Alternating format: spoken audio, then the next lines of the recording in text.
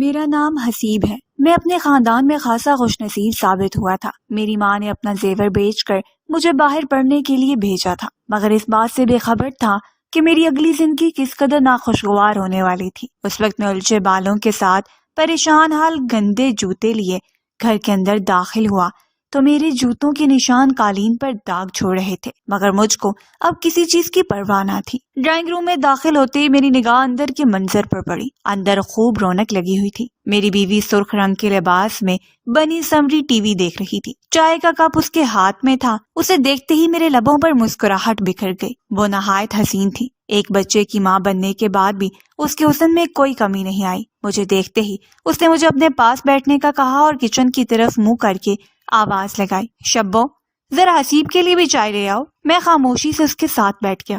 آج میرا دل بوجھل تھا۔ میری بیوی کو بھی میرے چہرے دیکھ کر کچھ اندازہ ہو رہا تھا، لیکن ادھر ادھر کی باتیں کرتے ہوئے وہ میرا دھیان بھٹکانے کی کوشش کر رہی تھی۔ وہ بھی میرے اندر کا دکھ اچھی طرح سے جانتی تھی، مگر وہ خاموش رہی۔ تھوڑی دیر گزری تھی کہ کچن سے چائے کا کپ لیے وہ باہر نکل آئی۔ اسے دیکھ کر میں چونکا، لیکن خاموشی سے چائے کا کپ میرے سامنے رکھ کر وہ واپس مڑ گئی۔ میری بیوی نے اسے شام میں پکائے جانے والے کھانوں کی ایک لمبی لسٹ تھما دی تھی۔ وہ سر ہلاتے ہوئے کچن کی جانب پلٹ گئی۔ راستے میں اس نے زمین پر پڑے ہوئے کھلونے سمیٹ کر میز پر رکھے۔ میری نگاہوں نے دور تک اس کا تعاقب کیا، لیکن میں مجبور ہو گیا۔ چائے کا کپ ہاتھ میں تھا، میں بھی غائب دماغی کے عالم میں ہی رہا۔ شام کا کھانا بے حد لذیذ بنا تھا۔ شبو کے ہاتھ میں تو کوئی جادو ہی تھا۔ بیوی کھانے کے دوران مسلسل باتیں کر رہی تھی۔ میں غائب دماغی سے اس کی باتوں کا جواب دیتا رہا اور جلدی سونے کے لیے اٹھ گیا۔ ذہن پر نہ جانے کیسا بوجھ تھا کہ کافی دیر تک بستر پر کروٹ بدلتے رہنے کے باوجود مجھے نیند نہیں آئی۔ میری بیوی بے خبر نیند سو رہی تھی۔ سوتے ہوئے بھی اس کے حسین چہرے پر نظر ٹکانا مشکل ہو جاتا۔ میں خاموشی سے اٹھ کر کمرے سے باہر چلا آیا۔ یوں ہی کمرے میں دائیں بائیں ٹہلتے ہوئے میرے کانوں میں ایک عجیب سی آواز ٹکرائی۔ آواز جہاں سے آ رہی تھی میرے قدم بے اختیاری اس جانب کو مڑ گئے۔ کمرے کا دروازہ کھلا تھا۔ میں نے ہاتھ کا دباؤ ڈال کر دروازہ کھولا اور سامنے کا منظر دیکھتے ہی میرے لبوں سے گھٹی گھٹی سی چیخ نکل گئی۔ جو کچھ میں نے دیکھا تھا اس کے بعد خود پر قابو پانا میرے لیے ناممکن ہو گیا تھا۔ اسی وجہ سے آج میرا دل بوجھل تھا۔ یہ ایک نامحسوس خوف تھا جس نے صبح سے ہی مجھے اپنی لپیٹ میں لے رکھا تھا۔ آج اسے اپنی آنکھوں سے حقیقت میں ہوتے دیکھ رہا تھا۔ اٹھتے قدموں دوڑتے ہوئے میں واپس اپنے کمرے میں آ گیا۔ میرا سانس دھک دھک کر رہا تھا اور میرے پسینے چھوٹ رہے تھے۔ اس سردی کے عالم میں بھی مجھے اپنے جسم پر پہنا ہوا لباس چبھنے لگا۔ میرا دل شدید خوف سے دھڑک رہا تھا۔ آنسو تھے کہ بہتے ہی چلے جا رہے تھے۔ اگر کوئی رات کی اس پہر مجھ جیسے مضبوط مرد کو روتے ہوئے دیکھ لیتا، نہ جانے اپنے دل میں کیا سوچتا، لیکن حقیقت تو یہ تھی کہ ماضی پوری قوت سے مجھے جھنجھوڑ رہا تھا۔ نہ چاہتے ہوئے بھی میں آج سے 3 برس پہلے کے واقعے کو یاد کرنے پر مجبور ہو گیا تھا، جنہوں نے میری زندگی تہبالا کر دی تھی۔ میں آسٹریلیا سے پڑھ کر آیا تو میری شخصیت میں ایک عجیب سا نکھار تھا۔ میں خود بھی ہواؤں میں اڑ رہا تھا۔ بھلا ہمارے پورے خاندان میں کوئی لڑکا بھی میرے مد مقابل نہ تھا۔ یہاں تو لوگ پاکستان میں پڑھنے کے لیے ترس رہے تھے۔ ان کے والدین انہیں کم عمری میں ہی ورک شاپ یا سبزی کے ٹھیلے پر کھڑا کر دیتے تھے۔ صرف ایک میرے ماں باپ ہی ایسے تھے جنہوں نے محنت مزدوری کے باوجود مجھے آسٹریلیا پڑھنے کے لیے بھیجا تھا۔ آج وہ دن آ گیا تھا جب میں نے اپنے ماں باپ کا خواب پورا کر دکھایا تھا۔ میرے گھر آنے کی خوشی میں اماں نے پورے خاندان کی دعوت رکھی تھی۔ خاندان کی عورتیں میرے صدقے واری جا رہی تھیں۔ میں سب سمجھ رہا تھا۔ لڑکیاں چھپ چھپ کر مجھے دیکھتے ہوئے ایک دوسرے کو اشارے کر رہی تھی۔ ہر گھرانے کی یہ خواہش تھی کہ میں ان کا داماد بن جاؤں۔ لوگ پلیٹ میں رکھ کر اپنی بیٹی مجھے پیش کرنے کو تیار تھے۔ اس خیال نے مجھے ویسے ہی مغرور سا بنا دیا تھا۔ مغرور کیوں نہ ہوتا؟ میں خوبصورت تھا، اعلیٰ تعلیم یافتہ بھی تھا، اور پاکستان آتے ہی مجھے بہترین نوکری مل گئی۔ روپے جیسے کہ گھر میں ریل پیل ہونے لگی تھی۔ ان سب چیزوں نے مل کر میری شخصیت میں ایک عجیب سا گھمنڈ پیدا کر دیا تھا۔ دعوت کے دوران بھی میں نے کئی لڑکیوں کی نگاہیں خود پر محسوس کی تھیں، لیکن میں نے سر جھٹک دیا۔ شادی کروں گا تو اپنی ہی مرضی سے، اور میری بیوی تو بالکل میری طرح ہونی چاہیے۔ اس خیال نے میرے دل میں جگہ بنا لی تھی۔ دعوت ختم ہوئی تو برتن سمیٹتے ہوئے اماں بہت خوش تھی۔ وہ بار بار میری بلائیں لینے لگیں۔ پہلے اس خاندان نے کبھی مجھے منہ ہی نہ لگایا تھا۔ آج میرا بیٹا اعلیٰ تعلیم یافتہ ہو گیا ہے تو دیکھو کیسے سب میرے آگے پیچھے پھر رہے ہیں، وہ بڑے فخر سے کہہ رہی تھی۔ میں مسکراہٹ تھی اور تب وہ ابا کے ساتھ بیٹھ کر انہیں کسی رشتہ دار کے بارے میں بتانے لگی جنہوں نے مجھے اپنی بیٹی کا رشتہ دینے کی بات کی تھی۔ مجھے غصہ آ گیا۔ اماں، میرے لیے رشتہ دیکھنے کی کوئی ضرورت نہیں ہے، شادی تو میں اپنی مرضی سے ہی کروں گا، میں نے کہا۔ لیکن اماں کا تو رنگ ہی اڑ گیا تھا۔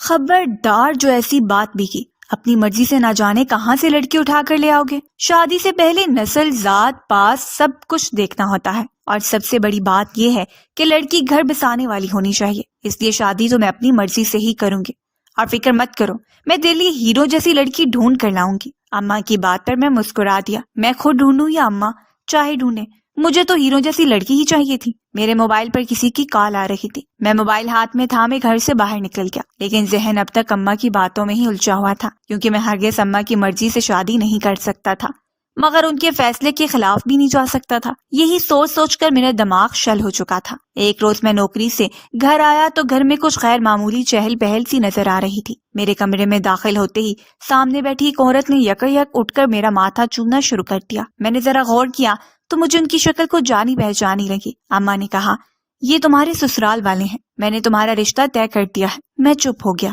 کیونکہ مجھے یقین تھا اماں نے میرے لیے اچھا رشتہ ہی تلاش کیا ہوگا، کیونکہ میرے پاس اور کوئی چارہ نہ تھا سوائے خاموشی سے ہاں کرنے کے، کیونکہ میں انکار کر کے اپنے باپ کا دل زخمی نہیں کرنا چاہتا تھا۔ پھر ایک بار بعد میری شادی کی تیاریاں شروع ہو گئی۔ میں دولہا بن کر سسرال گیا تو مجھے حیرانی ہوئی، کھانے پینے کی کوئی بھی چیز پیش کرتے ہوئے کوئی بھی نظر نہیں آ رہا تھا۔ آخر تھک ہار کر میں نے ساتھ بیٹھے اپنے سسر سے پوچھ ہی لیا۔ میرا سوال سن کر وہ خاموش ہو گئے۔ بیٹا، ہم نے تو پہلے ہی کہہ دیا تھا کہ ہم باراتیوں کو کھانا نہیں کھلا سکتے۔ تمہاری امی سے ہماری پہلے بات ہو گئی ہے، انہوں نے کہا تھا کہ وہ باراتیوں کو خود کھانا ہی کھلا دیں گے۔ انہوں نے عام سے انداز میں کہا، لیکن میرے اوپر تو جیسے پہاڑ ٹوٹ پڑا تھا۔ مجھے شدید غصہ آیا کہ یہ تو سیدھی سیدھی میری بے عزتی تھی۔ میرے ساتھ آئے ہوئے مہمان کھانے کے لیے دائیں بائیں دیکھ رہے تھے۔ میرا چہرہ سرخ پڑنے لگا۔ اپنے سسرال والوں کے خلاف اب یہ پہلی گرہ تھی جو میرے دل میں پڑ گئی۔ میں خاموشی سے اٹھا اور میں نے فون پر ایک جاننے والے کو کھانے کا کہہ دیا۔ تھوڑی دیر میں باراتیوں کا کھانا پہنچ چکا تھا۔ میں ماں سے پوچھنا چاہتا تھا، لیکن یہ وقت مناسب نہیں تھا۔ چلو کوئی بات نہیں، دلہن بنی میری بیوی کو میرے مد مقابل لا کے بٹھا دیا گیا تو میں نے خود کو تسلی دی، کیونکہ وہ لمبے قد کی تھی۔ اس نے چہرے پر گھونگھٹ گرا رکھا تھا اور میں اس کے سمارٹ وجود کو دیکھ کر سوچ رہا تھا کہ یقیناً یہ بہت حسین ہوگی۔ مجھے رخصتی کی جلدی ہونے لگی۔ تھوڑی ہی دیر بعد باراتی رخصت ہو کر شہر کے لیے نکل گئے۔ واپس پہنچتے پہنچتے میں رات ہو چکی تھی۔ میں بےتاب ہو رہا تھا، مگر اماں کو رسموں کی پڑی تھی۔ چھوٹی چھوٹی کئی رسوم کرتے کرتے انہوں نے رات کے 12 بجا دیے تھے۔ تھک ہار کر میں انہیں اشارے سے کہہ دیا کہ اب میں اپنے کمرے میں جانا چاہتا ہوں۔ میرے اشارے کو سارے لوگوں نے دیکھ لیا اور ہنسنے لگے، لیکن اماں نے میری بیوی کو کمرے میں لے جا کے بٹھا دیا۔ ان کے چہرے پر آج ایک عجیب سی مسکراہٹ تھی، جس کی کوئی وجہ مجھے سمجھ نہیں آ رہی تھی۔ مہمان کمرے سے رخصت ہوئے تو میں دروازہ بند کر کے پلٹا۔ بیڈ پر میری بیوی اپنے لہنگے کو پھیلائے ہوئے بیٹھی تھی۔ کمرے میں خوبصورتی سے اصلی پھولوں کی سجاوٹ کی گئی تھی۔ دھیرے دھیرے چلتا ہوا میں بیڈ پر اس کے سامنے جا کر بیٹھ گیا۔ آج میرے ارمانوں کے پورے ہونے کا دن تھا۔ آج میری شاندار حیثیت میں جو ایک کمی تھی وہ بھی پوری ہو گئی تھی۔ یہ خوبصورت بیوی جس کی موجودگی میں مکمل ہو جاتا۔ میں نے ہاتھ بڑھا کر اس کا گھونگھٹ اٹھا دیا، لیکن اگلے ہی پل میرے قدم رک گئے، کیونکہ میری بیوی بالکل عام سی شکل کی لڑکی تھی۔ میرا پہلی رات ہی دل خراب ہو گیا، مگر وہ بہت خوش تھی۔ اپنی بیوی کو دیکھ کر میں باہر نکل گیا۔ نہ جانے کتنی دیر میں باہر سڑکوں پر گھومتا رہا۔ آخر کار میں نے فیصلہ کر لیا کہ میں اپنے معیار کے مطابق حسین لڑکی سے شادی ضرور کروں گا۔ اگلے دن ولیمے کی تقریب تھی۔ میں نے اسے تاکید کی تھی کہ وہ اپنے چہرے سے گھونگھٹ نہیں اٹھائے گی۔ اس بیچاری نے میری بات مان لی۔ پوری تقریب کے دوران لوگ اسے کہتے رہے کہ ولیمے کی دلہن کا تو کوئی گھونگھٹ نہیں ہوتا، لیکن وہ سب کو خاموش کراتی رہی۔ میرا دل اس سے شدید نفرت میں مبتلا تھا۔ شادی کے بعد دعوت شروع ہوئی تو میں بہانے بنا کر ہر گھر کو منع کرتا رہا۔ اگلے دن میں نے کام پر جانا شروع کر دیا، لیکن میرا بہترین دوست حنان کچھ کھٹک رہا تھا۔ میرے جیسے گھومنے پھرنے کے شوقین کو شادی کے اگلے دن ہی کام پر دیکھ کر وہ چونک گیا۔ اس نے مجھے اس شام اپنے گھر دعوت پر بلایا۔ میں نے اسے منع کرنا چاہا، لیکن اسے سختی سے میری بات رد کر دی۔ بھلا شادی کے اگلے دن کون کام پر آتا ہے؟ ہنی مون پر نہیں گئے تو میں بھابھی کو لے کر میرے گھر دعوت پر ضرور آنا۔ اس نے میری اتری ہوئی شکل دیکھ کر اندازہ لگا لیا۔ نہ چاہتے ہوئے اس شام میں اپنی بیوی کو لے کر اس کے گھر جا پہنچا۔ میرے دو دوست نے جب میرے ساتھ اس عام سی شکل و صورت والی لڑکی کو آتے ہوئے دیکھا تو پہچان گئے کہ میرا چہرہ کیوں اترا ہوا تھا۔ اس نے گھر میں طرح طرح کے کھانے پکوائے تھے۔ اس کے گھر والے مجھے بالکل گھر کا ایک فرد ہی سمجھتے تھے، لیکن میں ان کے گھر پہلی دفعہ آیا تھا۔ وہ لوگ کافی خوشحال تھے۔ حنا نے کھانا لگانے کا حکم دیا تو میں چونک گیا۔ اس کی چھوٹی بہن ڈرائنگ ٹیبل پر کھانا لگا رہی تھی۔ اسے دیکھ کر میں اپنی نگاہیں ہٹانا بھول گیا۔ وہ اس قدر حسین تھی کہ یوں لگتا تھا جیسے سیدھا پرستان سے اس دنیا میں اتر آئی ہو۔ اس کا لمبا قد، لمبے گھنگریالے بال اور سفید رنگت میرے دل و دماغ پر چھا گئی۔ میں بالکل ایسی ہی لڑکی تو اپنی بیوی کے روپ میں چاہتا تھا۔ میری نگاہوں کا اثر محسوس کر کے اس نے مجھے دیکھا اور اس کے چہرے پر سرخی پھیل گئی۔ میرا دل مچل اٹھا۔ میں ہر صورت میں اسے اپنی بیوی بنانا چاہتا تھا۔ میری بدصورت بیوی خاموشی سے سب بیٹھ کر دیکھتی رہی۔ اس نے بالکل تھوڑا سا کھانا کھایا تھا۔ حنان کے گھر سے واپس آتے ہوئے میں دل ہی دل میں عزم کر چکا تھا کہ میں اس سے بات کروں گا، اور میں نے زیادہ انتظار نہ کیا اور اگلے ہی دن میں نے اسے اپنی خواہش کا اقرار کر دیا۔ وہ بھی حیران رہ گیا۔ لیکن حسیب، ابھی 2 روز پہلے تو تمہاری شادی ہوئی ہے، اس نے کہا تو میں جھنجھلایا۔ مجھے ایسی بدصورت بیوی نہیں چاہیے، ویسے بھی وہ اماں ابا کی پسند کی ہے اور میں اپنی پسند سے شادی کرنا چاہتا ہوں۔ میں تمہاری بہن کو دنیا کی ہر خوشی دینا چاہتا ہوں۔ میں نے اسے ہر طور سے یقین دلایا۔ حنان بھی سوچ میں پڑ گیا۔ میرا شاندار سٹیٹس، بہترین نوکری اور روپے پیسے کی بھرمار نے شاید اسے سوچنے پہ مجبور کر دیا تھا۔ آخر کار اس نے فیصلہ میرے حق میں دے دیا۔ اس نے میری شادی کے لیے حامی بھر لی۔ اس روز میں بہت خوش تھا۔ میں نے گھر آ کر سب سے پہلے اماں کو بتایا۔ ان کی باتیں سن کر ان کے چہرے پر کوئی حیرت نہیں تھی۔ 1 ہفتے کے بعد میں غزالہ کو بیاہ کر اپنے گھر لے آیا۔ اس کی حسین ساڑی دیکھ کر میری بیوی چند لمحے تک وہاں کھڑی رہی اور پھر خاموشی سے کمرے سے نکل گئی۔ میں نے الماری سے اس کے سارے کپڑے نکال کر باہر صوفے پر رکھ دیے۔ اس کمرے میں اب غزالہ رہے گی۔ تم اماں کے کمرے میں سو جانا یا اسٹور روم میں نے نفرت سے اپنی بیوی سے کہا، لیکن وہ خاموش ہی رہی۔ البتہ اس کی آنکھوں میں آنسو چمک رہے تھے۔ اس نے خاموشی سے اپنا ٹھکانہ اسٹور روم کو بنا لیا۔ اماں صبح فجر کی اذان سے لے کر رات گئے تک اس سے کام کرواتی تھی۔ انہیں تو گویا مفت کی نوکرانی مل گئی تھی۔ بات بات پر وہ اسے روئی کی طرح دھتکار دیتی تھی۔ میں حیران تھا اپنی نرم مزاج اماں کا یہ روپ میں نے زندگی میں پہلی دفعہ دیکھا تھا، لیکن مجھے اپنی بدصورت بیوی میں کوئی دلچسپی نہیں تھی۔ اماں جو کچھ اس کے ساتھ سلوک کرتی مجھے کیا فرق پڑتا تھا؟ میں تو اپنی نئی زندگی میں مگن ہو چکا تھا۔ غزالہ فیشنیبل لڑکی تھی، جدید طرز کے کپڑے پہنتی اور میک اپ کیے رکھتی۔ اس کے حسن کو دیکھ دیکھ کر میں خوش رہتا۔ گھر کا ہر کام میری پہلی بیوی کرتی تھی، لہٰذا اسے کام کرنے کی بھی ضرورت نہ رہتی۔ شادی کے کچھ ہی عرصے بعد میں اسے ساتھ لے کر ہنی مون پر چلا گیا۔ پورے یورپ کا دورہ کرنے کے بعد جب میں واپس آیا تو مجھے پتا چلا غزالہ حاملہ ہو چکی ہے۔ میری زندگی مکمل ہونے والی تھی۔ میں بہت خوش تھا۔ بس ایک ہی الجھن تھی کہ گھر میں خاموشی سے چلتی پھرتی پہلی بیوی مجھے کسی سائے کی طرح چپکے سے لگتی تھی۔ وہ منہ سے ایک لفظ نہ کہتی اور میرے سامنے کئی دفعہ اماں سے وہ مار بھی کھا چکی تھی۔ اس روز بھی دودھ گر جانے کی وجہ سے اماں نے اسے چھڑی سے اتنا مارا کہ وہ پھوٹ پھوٹ کر رو پڑی، لیکن اس کے لبوں سے شکایت کا ایک لفظ بھی نہ نکلا۔ نہ جانے کیوں میرے دل میں بے چینی سی بھر گئی تھی۔ جب میں کام پر ہوتا تو اس کی شکایتی نگاہیں مجھے ہر جگہ نظر آتی۔ آج بھی میں اسی لیے جلدی واپس آیا تھا، اور اب رات کے اس پہر جو کچھ میں نے دیکھا تھا اسے دیکھ کر میں پھوٹ پھوٹ کر رو رہا تھا۔ میرا بچہ زور زور سے رو رہا تھا۔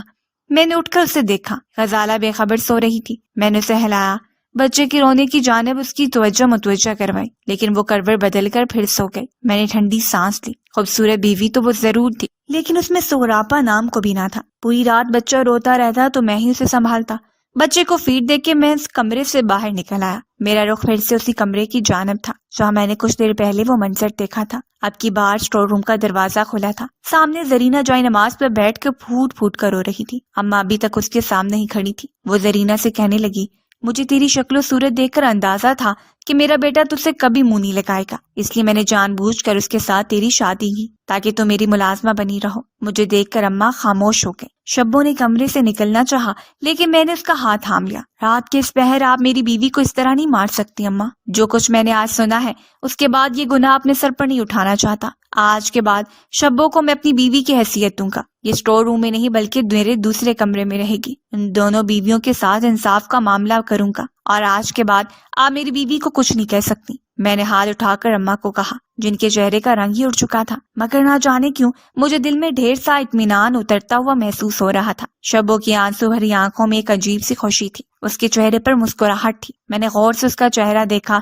دوپٹے کے حالے میں اس کے چہرے پر معصومیت بکھری ہوئی تھی۔ وہ حسین نہیں تھی لیکن بدصورت بھی نہیں تھی۔ میں نے آہستہ آہستہ اس کا ہاتھ تھاما اور اسے اپنے کمرے کی جانب لے گیا۔